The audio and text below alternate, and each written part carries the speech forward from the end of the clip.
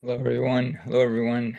And this session will talk about another very important component in our eating pattern, that is vitamins. We'll talk about the water-soluble vitamins and the fat-soluble vitamins in this segment. Um, I hope that you're going through, taking the time and absorbing material as you go through the mind tap exercises, referring back to your text, and other materials offered, including the chapter outlines, the study guides for these chapters. Um, And so let's go. Water-soluble vitamins. From the description, you know that they are differentiated from the other vitamins, and those are the fat-soluble vitamins. These water-soluble vitamins, we know of 9 of them, and they're mostly B vitamins and vitamin C. The other 4 are fat-soluble vitamins, and we'll talk about them after the water-solubles. In studying this material, absorbing this material, it is very worth your time to take notes. Take notes in a organized manner. This is an idea that helps you out a lot, and you should develop your own techniques to absorb and study and think about content. This is a graphic organizer for vitamins and minerals. You can find it in our Blackboard under additional materials, additional resources. And as you can see, main things you should think about for each of the vitamins and minerals. What's their main function or functions? If there's known deficiency symptoms, you could take note of them there. Good dietary sources. There's many of these graphics as you go through the chapter, and you'll see some of them in this segment. And then if there's any toxicity symptoms for each of them. But really get familiar with these, and it is enlightening and good to know vitamins as you look at and think about your eating pattern, and even consider supplements of some kind. Here's one that I completed a while ago for a portion of this graphic organizer, but it really is worth your time to think about it. You're on your own. Take the time to do that. The importance of these, well, just the water solubles you could see here. This graphic shows some very important metabolic processes and cycles, as you could see there, as you should be familiar with. Here, glycolysis over here, we could see niacin involved here, B6 involved here, niacin again, riboflavin is right here. These are in shorthanded, abbreviated notations. This is from the text, so you can look at that. There's biotin. And what else we have here? B12 over here, very important. Here's forms of riboflavin involved in hydrogen or energy processes right here, niacin right here. So they're, and right over here, CoA, and as you're reading and thinking about it, pantothenic acid, that's a vitamin that makes up a portion of acetyl-CoA, contributing the CoA part of that. Acetyl-CoA, really important intermediate metabolite there involved in energy processes. Um, the vitamins, they are crucial in supporting health, and nutritional health. And because they're involved in just a glimpse at those processes right there, energy metabolism, you could see that they are essential. And when they're limited or we're deficient, then the processes don't run as normal, certainly not optimal. They they are different from energy yielding. They don't yield energy like our macromolecules, as we studied earlier, but they are critical in forming structural units. And again, they don't yield energy. They are components of food. They have to be digested. The food has to be digested, and vitamins become available and absorbed. So, and then we do have dietary recommendations for most of the vitamins. That is a given amount that we should get on a regular basis, um, and even daily. Let's see, solubility and precursors. So, precursors, what are they? Um, precursors are uh, what um, what the vitamin where the vitamins come from. For instance, here we have beta carotene, and as you might know, you might have read already, beta carotene gives us 2 units of vitamin A carotene that characteristic orange color to some fruits, certainly many vegetables. Solubility, that affects absorption. We know it's water soluble, so it can be absorbed and transported relatively easily in the bloodstream. It's soluble, so it's not necessarily water soluble, so they're not necessarily going to hang around very long. They are excreted pretty efficiently if they're not used or taken up by cells and organ systems. Organic, or vitamins, all vitamins are organic, and because of that, they can be destroyed relatively easily, sometimes by light, sometimes by heat. So they're not stable forever. And that we can differentiate that from minerals, minerals such as calcium and iron. These are inorganic and they are not destroyed. Toxicity, some vitamins do have toxicities and do have upper limits, ULs. That means we know above that can cause detrimental effects. So there are situations and certain vitamins that you can certainly have too much of. Bioavailability is an important concept. We've heard this before. Bioavailability means what is in a given food or drink, and how readily can it be absorbed and used by the body. So it's how efficiently can it be digested, depends sometimes on our nutritional status, and preparation could influence the bioavailability. As far as amounts of vitamins that are taken in an eating pattern, then we see these curves here. The first on the left, there could be a direct relationship with an amount of a given substance, and it's a linear.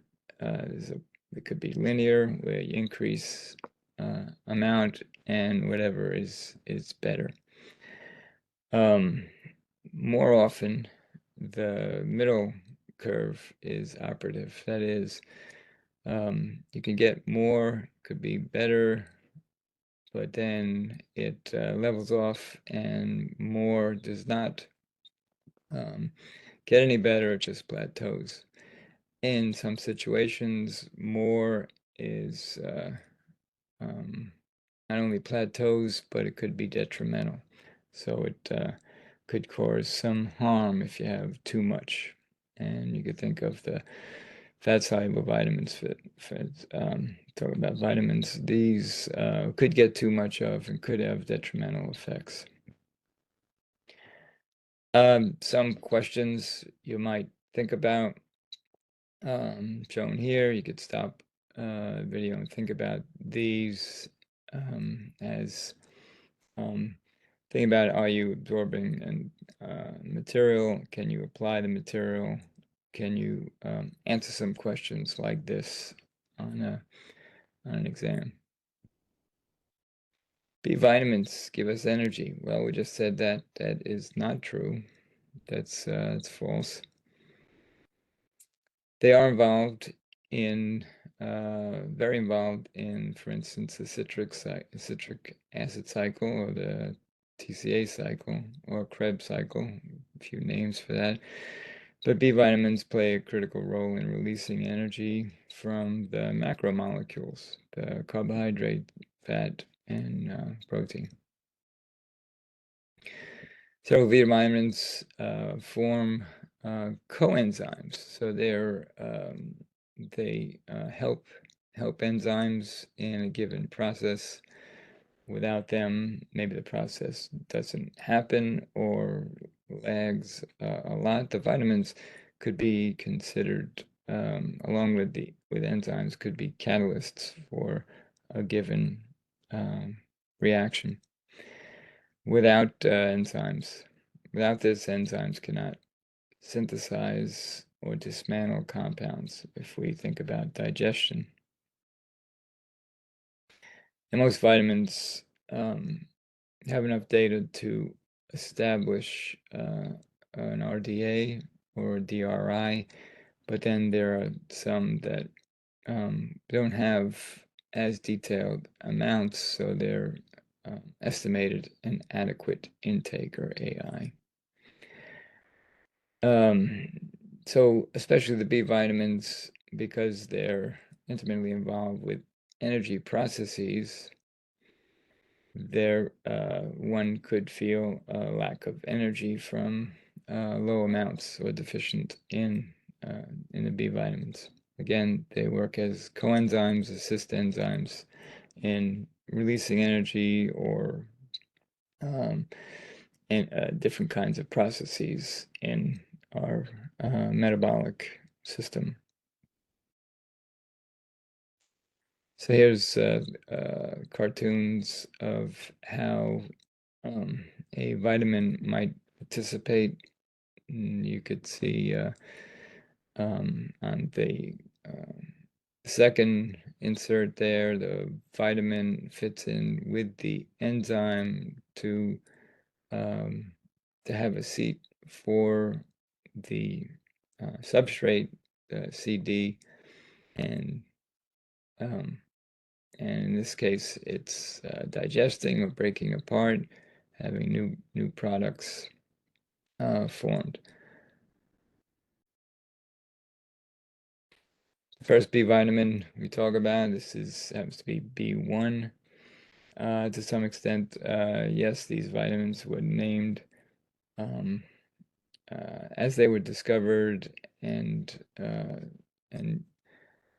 but they have more common names. B1 is thiamine. It's a part of a complex that is important in assisting in energy release. And in particular, it's at the step that we form conversion of pyruvate to acetyl-CoA. Remember, that's an important connection between glycolysis and the TCA, or citric acid cycle.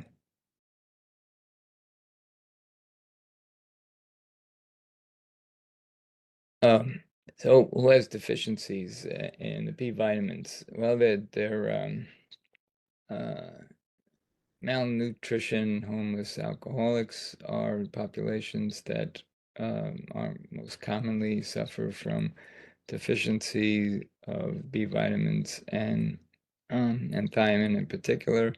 And this one is called, the deficiency for thiamine is called beriberi.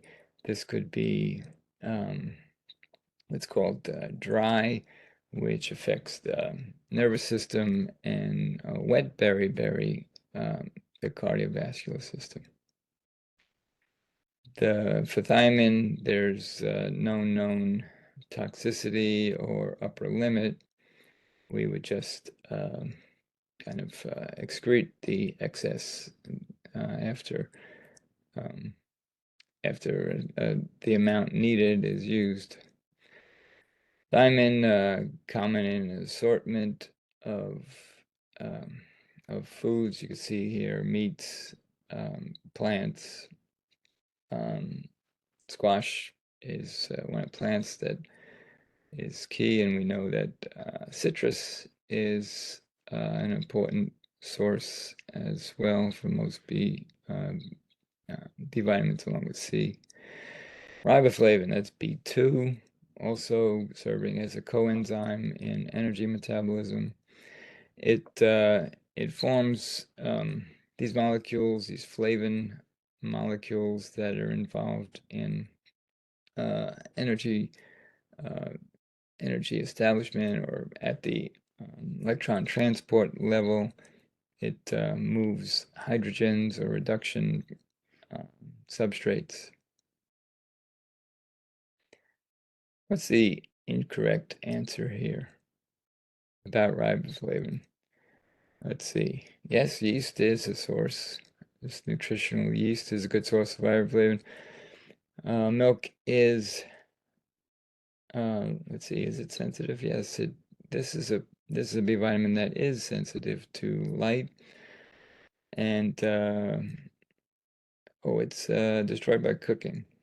Okay.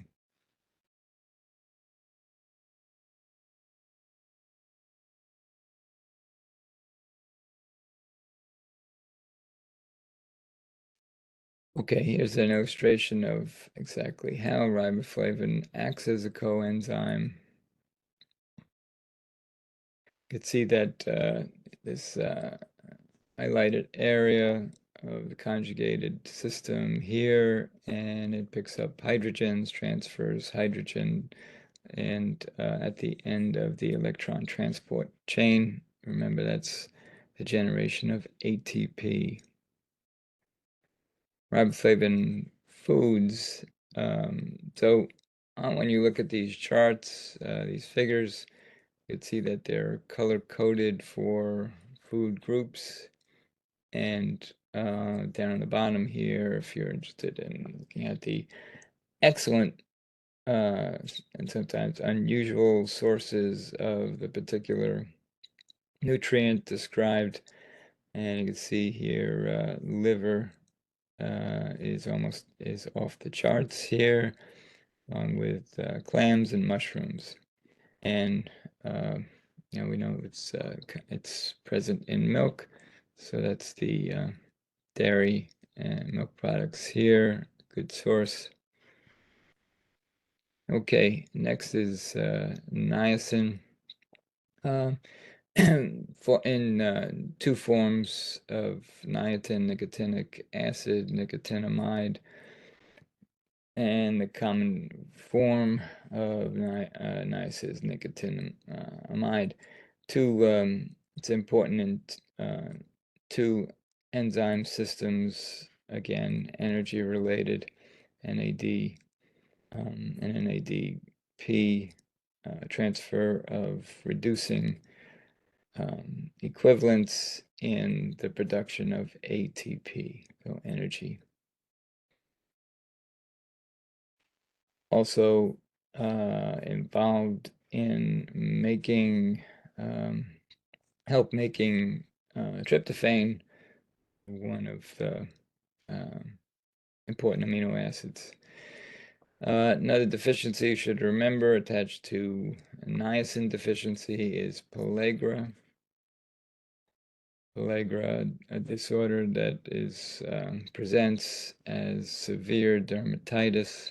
So tells you niacin involved with um, metabolism that takes place in regeneration of skin, which is incorrect here. Niacin toxicity. So niacin has kind of a special um, situation in that it is one of the water solubles that there is a upper limit. There is toxicity to too much niacin, and um, uh, niacin toxicity is sometimes seen as a niacin flush. Sometimes people treated for niacin deficiency or skin disorders might have this kind of symptom when the dose is high, trying to treat another condition.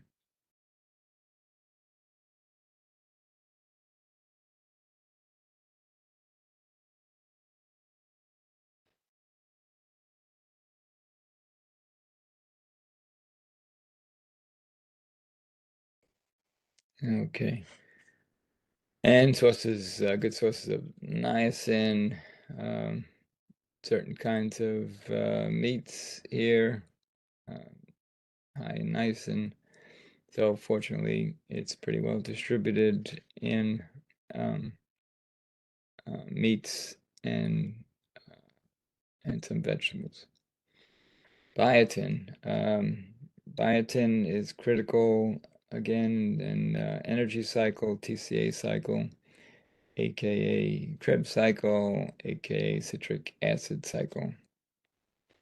So biotin also involved with gluconeogenesis and fatty acid synthesis. Remember, gluconeogenesis is forming glucose out of other substrates other than carbohydrates. When carbohydrates are deficient or non-existent, our body has processes to produce some glucose from other substrates. Biotin involved with that process also breaks down in the breakdown of fatty acids and amino acids. Widespread in food and no upper limit.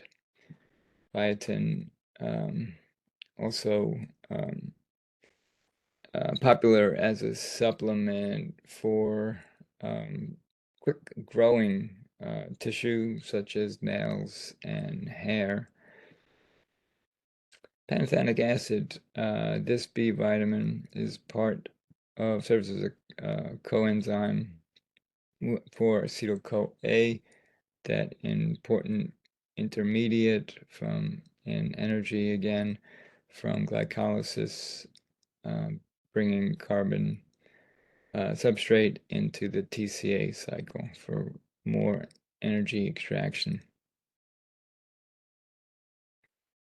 This is not stable in freezing, canning, and refining processes.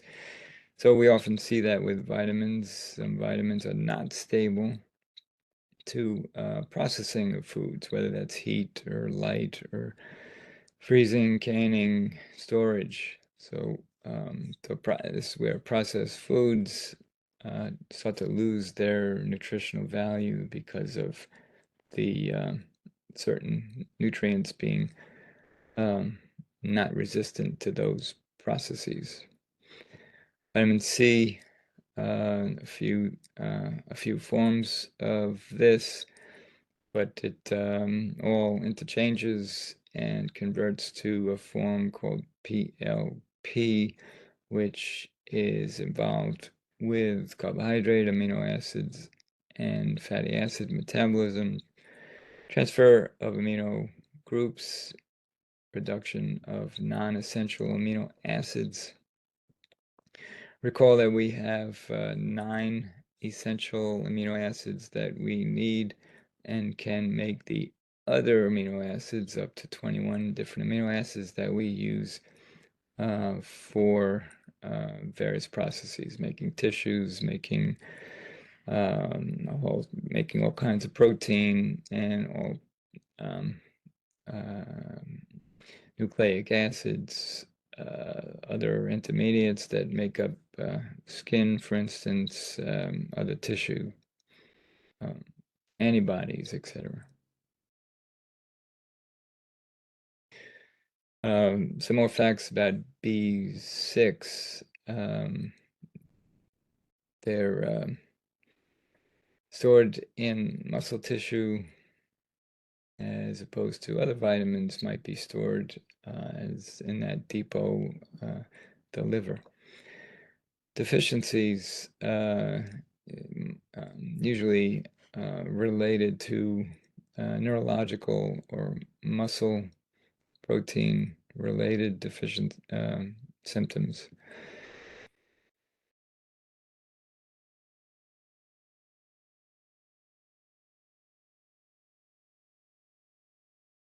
Here's our chart of selected foods and where you find good sources of B6. Folate, also known as folacin and folic acid, it's the primary coenzyme that forms this THF, tetrahydrofolate, is involved in one carbon transfers during metabolism. It is very important in synthesizing genetic material, synthesizing DNA. You can see some of the chemistry. Folate is a relatively large molecule. Has glutamate, an amino acid that is part of the structure. Folic acid absorption and activation involves several processes from the intestine and in the cell. And you can see the involvement of B12 in the absorption and activation. See here, synthetic folate from supplements and fortified foods is more bioavailable than naturally occurring folate. Why would that be?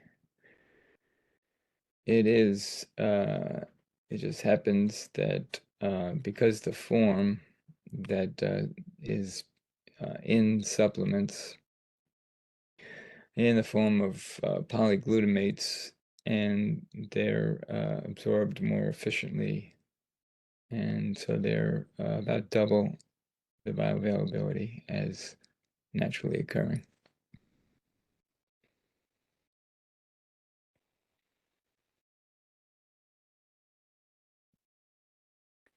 Now, folate is very well known that it is very important during pregnancy.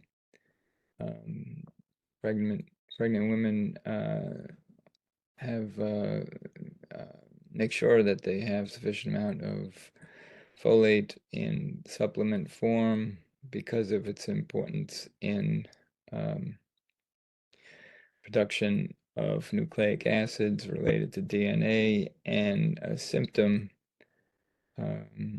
neurotubular defect, is known to occur with folate deficiency. The more specifically, the neurotubular defect is called spina bifida.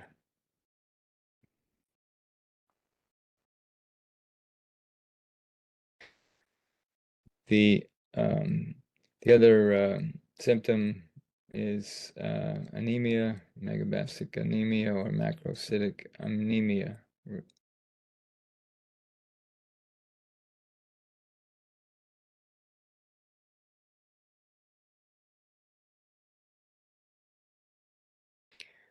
B12 and folate depend on each other for activation. You saw that a little earlier. And B12 involved in regeneration of an essential amino acid, methionine, which is important also in the synthesis of DNA and RNA. The digestion of B12, it involves a couple of steps in the stomach, the involvement of hydrochloric acid and intrinsic factor. This intrinsic factor is active in the absorption of B12 in the small intestine. So those two things are really important to remember. B12, some special requirements for its absorption. The B12 deficiency is due to inadequate absorption. Deficiency is common among elderly population, and this is due to atrophic gastritis. So when there's problems in the GI tract, they certainly affect absorption, and in particular, it could have significant effects on the absorption of B12.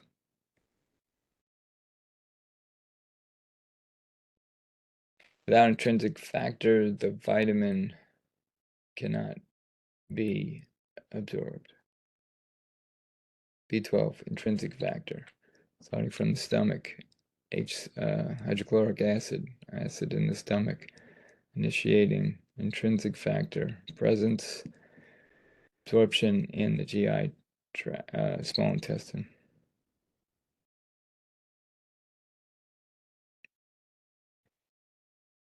Okay, B12 is primarily found in foods of animal origin, and the B12 is required for to activate folate. So there's interaction there among these vitamins, and that macrocytic anemia could be from a B12 or folate deficiency. So health of blood cells, B12 and folate, as well as neurological symptoms, neurological health. No known upper limit or toxicity of B12. Good sources: fish milk, yeast. So B12 is a nutrient that if one is on particular diets that restrict or don't have animal origin, foods from animal origin, then supplements are advised for B12, or other supplementing with other foods that of plant sources that have some B12. Choline is an essential nutrient, but not considered a vitamin. It's grouped with B vitamins because of similar activities it's involved in, particularly neurological during development and pregnancy. Also essential in skin health and cell membranes. There's some other considered non-vitamins, that is, they're important in many intermediary processes, but it's not clear that that there's certain essential amounts that need to be present in a food pattern. But these are essential in involvement in processes shown here, and inositol with cell membranes, carnitine, um, uh, long-chain fatty acid oxidations, PABA, flavonoids, some of the plant polyphenols known to have various health activities, health um, protective effects, but possibly the specific molecule not defined and the amount not defined as being essential. We've seen a few of these, the interactions. There could be direct interaction of vitamins with each other, and there might be some indirect interactions.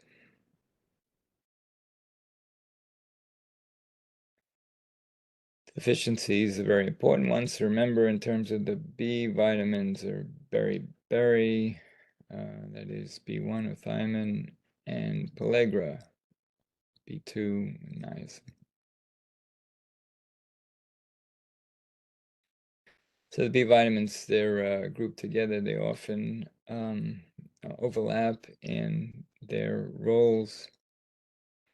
They're ex they're highly water soluble, so they do not build up for the most part and are excreted in urine.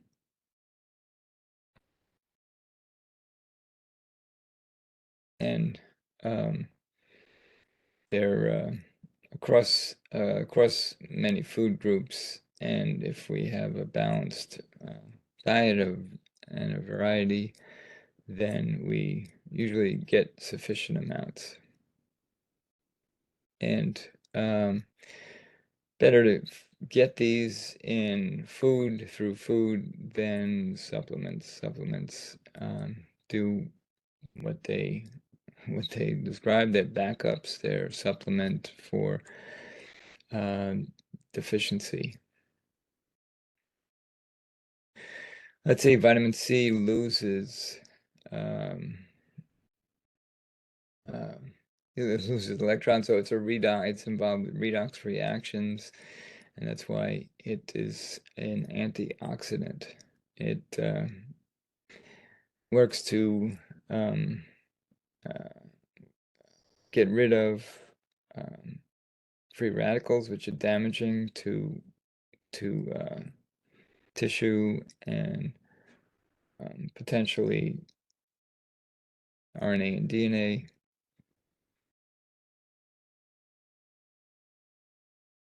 And vitamin C protects cells from the normal kind of oxidative stress that always is present in our systems.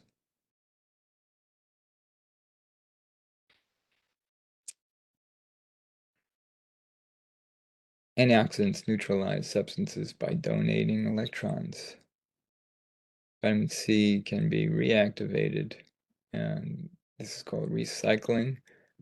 That's the way a catalyst would work, although unlike a catalyst, the vitamin C is not it's not around for extended amounts of time.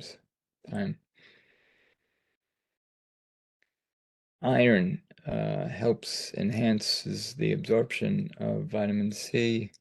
Vitamin C is involved in connective tissue, collagen, um, repair, production, also in teeth and bones.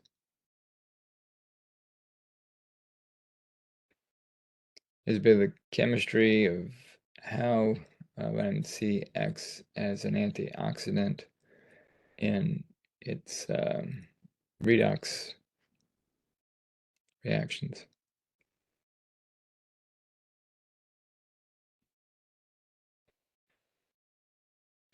Vitamin C involved with a few other known processes, with carnitine, serotonin, norepinephrine, and synthesis of hormones.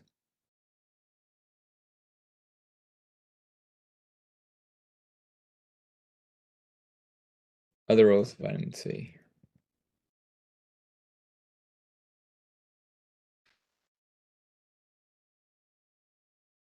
The vitamin C, one of the first vitamins discovered, as history tells us, related to British sailors that came back from long voyages um, with what was later known as scurvy, that is, fragile capillaries, easily bruised, really bad-looking gums, um,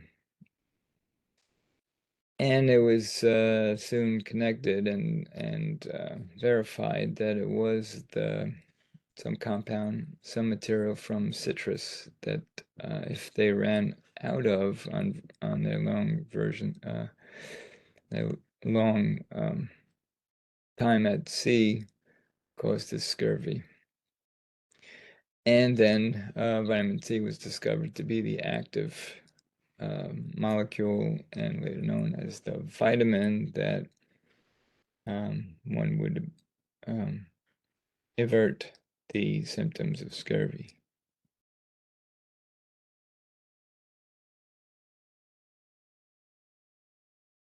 There is some um, level of toxicity with too much vitamin C. There is an upper level.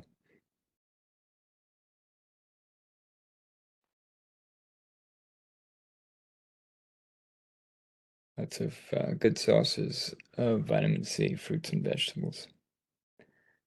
And you'll note that there's no vitamin C, and generally lower um, of the water-soluble vitamins in animal foods from animal sources.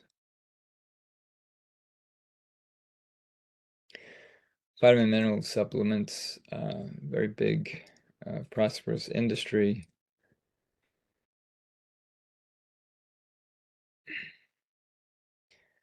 It's not correct that most people take supplements at the recommendation of doctors. Doctors don't usually do this recommendation. It's unclear whether and who really needs vitamin supplements.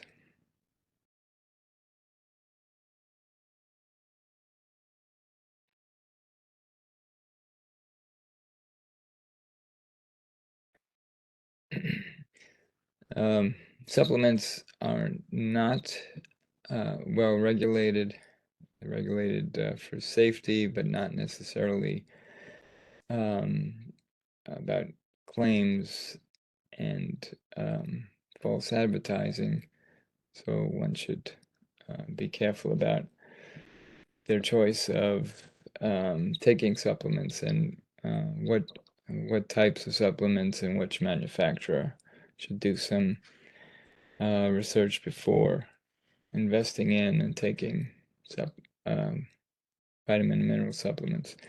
Okay, the fat-soluble vitamins, these are A, D, E, and K, and the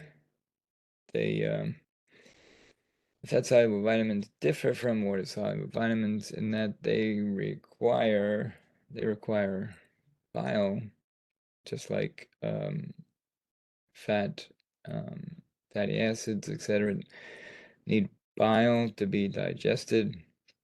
And just like fat or lipids, they go through the lymphatic system in their transport and later absorption into the bloodstream. The lymphatic system excess would be stored, as you'd expect, with like in the liver and adipose tissue, and they're not readily excreted like the water-soluble vitamins. Therefore, they do carry some increased risks because they could accumulate in organ systems. Vitamin A from sources beta carotene from usually orange or yellow, because that's the color in nature. Vegetables. There's three forms of vitamin A: retinol, retinal, retinoic acid. Each have different roles. There's the beta carotene, as you can see, a very symmetrical molecule, and carries two, when it's split, two vitamin A units there. Different forms of vitamin A, and you can see there the chemical functional group on the terminal carbon of that aliphatic chain. The retinal is the vision form, active in vision. Retinol supports reproductive processes, and retinoic acid regulates cell differentiation and embryonic development.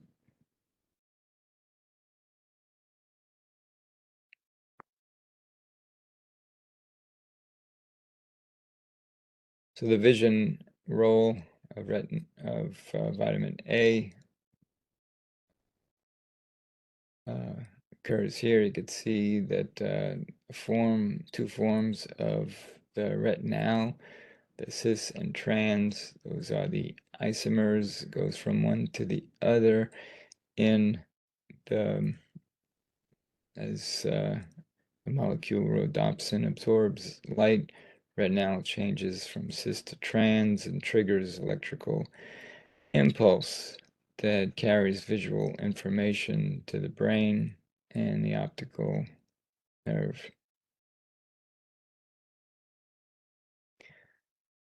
Epithelial cells on the outside of the body that form the skin. You know that vitamin A is plays a role in the health of skin.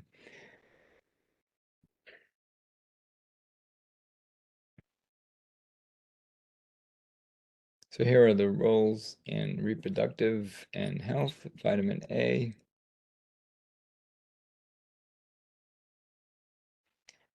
Vitamin A deficiency in developing countries mainly.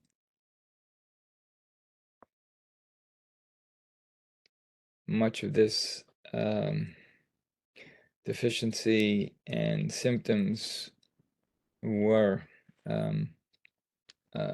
simulated the birth of a wonderful development in the agrochemical industry in a product known as golden rice. Golden rice that it was the first real successful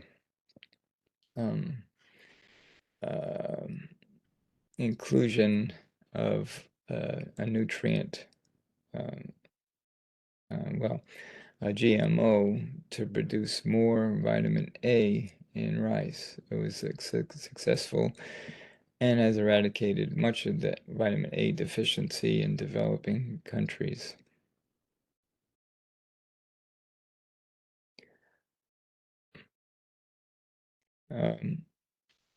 Vitamin A deficiency also, as you would expect,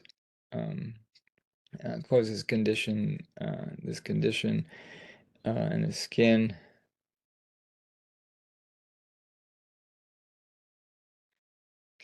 Vitamin A could concentrate in certain areas of the body around adipose and the liver.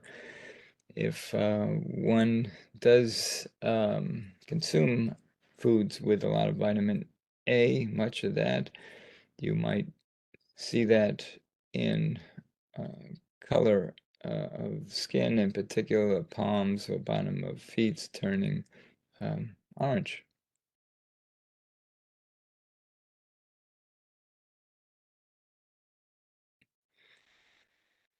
Okay, vitamin D, it is an essential. It is an essential nutrient, but we also um, can get it from other than in the food. You know, the vitamin D, we can get from the sun. We have a precursor in our skin that turns certain steroids, in particular, to estrogen. An estrogen derivative turns it into vitamin D, very close in structure.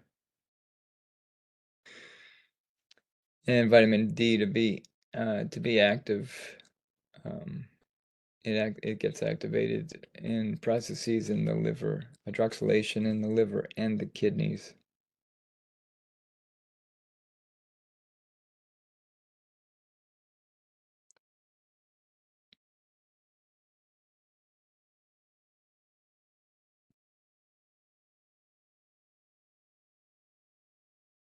So vitamin D is um, is somewhat prevalent. Estimate 16% of Americans have low vitamin D. Is some factors thought to contribute to vitamin D deficiency. Vitamin D is linked with the transport absorption of calcium.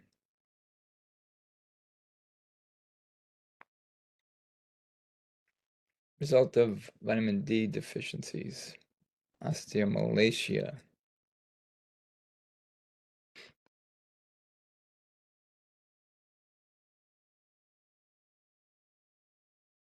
Osteoporosis is an extended deficiency of vitamin D and could result in fractures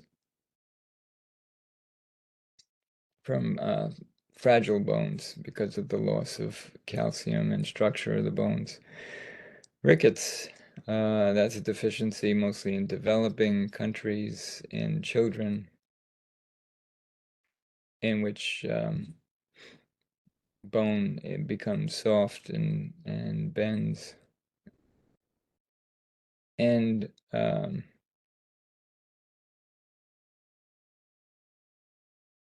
elderly, because of natural processes or um, uh, food food patterns and absorption can result in vitamin D deficiency.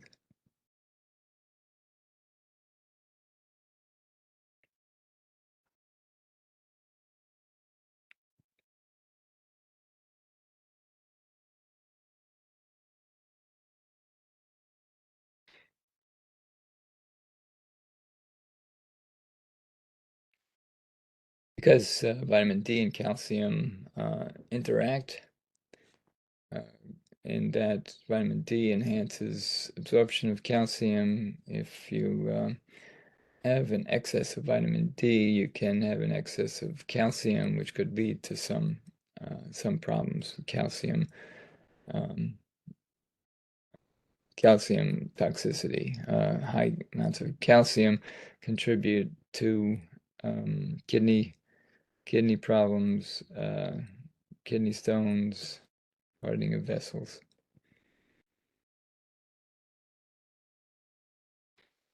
Sources of vitamin D.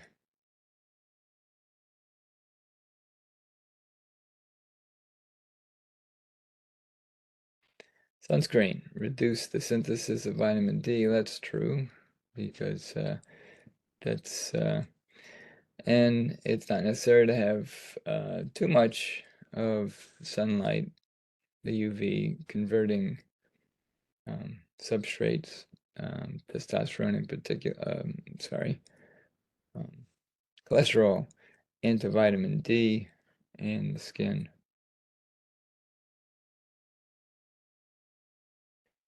vitamin E, the tocopherols,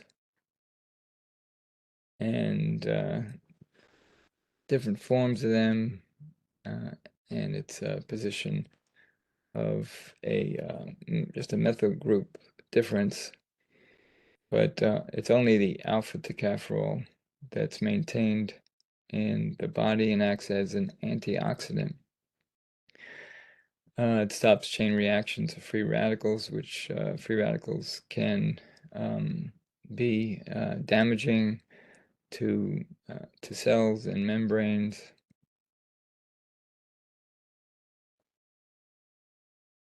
Deficiencies are rare. We don't need a whole lot, and it's common in many different types of foods. But you can get too much. Um,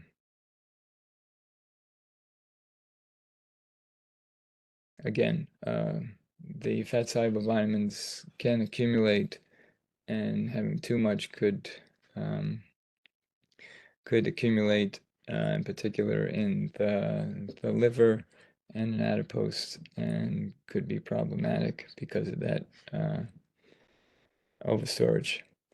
And lastly, vitamin K.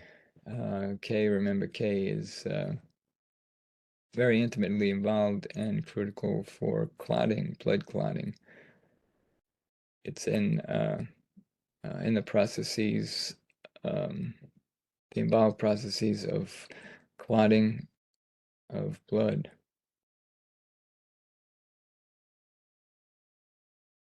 In fact, our first injection as a newborn, we do get an injection of vitamin K because the newborn does not have sufficient amount of vitamin K.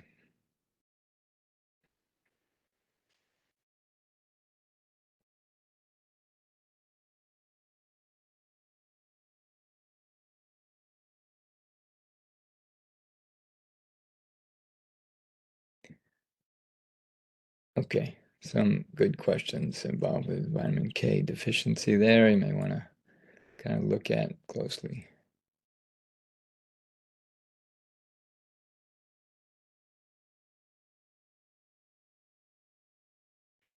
And there's no upper limit for vitamin K. Don't know of any uh, toxicity related to vitamin K.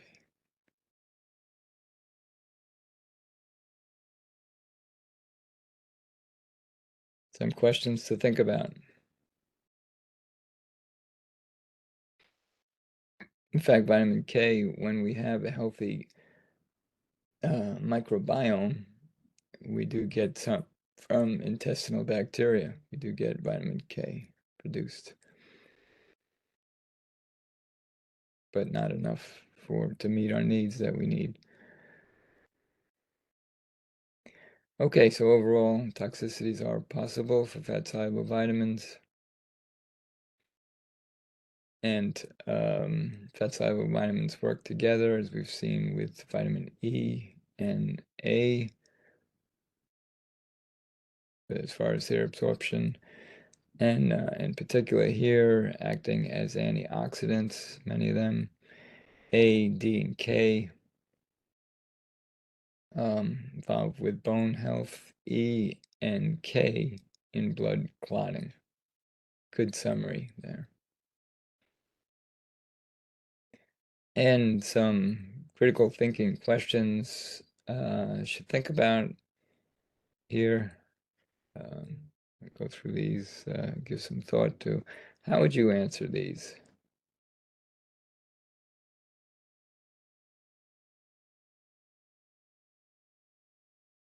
Yeah, free radicals. So free radicals are active species that are normally produced. Sometimes our reactions are not complete, and some side reactions occur, and we do get these active species that need to be quenched or deactivated. And it's involved with uh, extra electrons or unpaired electrons. But anyway, they're active species, active chemicals that need to be kind of unreacted or quenched.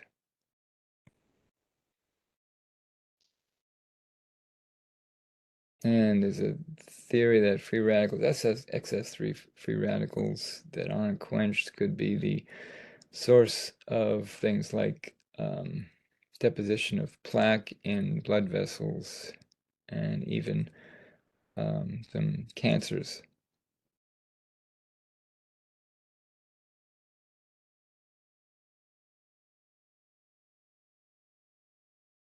So the importance of antioxidants and the fat-soluble vitamins there.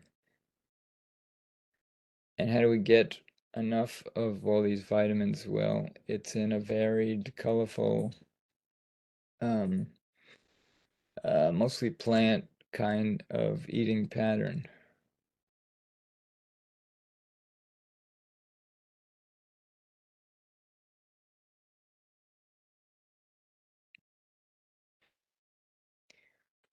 Okay, that'll do it for our vitamins. And next time we'll talk a little bit about um, about water and nutrients and minerals.